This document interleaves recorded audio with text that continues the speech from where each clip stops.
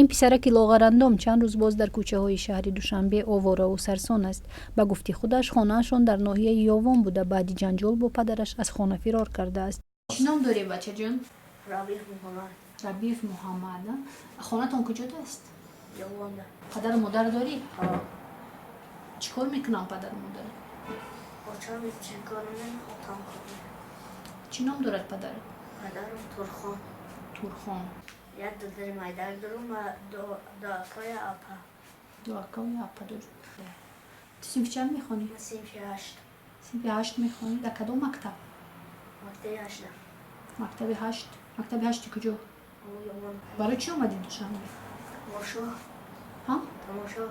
Тамошо? ҳамроҳи кӣ омадӣ? Ҳамроҳи худам. ҳамроҳи худат? Мутақа. Падару модар хабар дорад ки Душанбе омадӣ?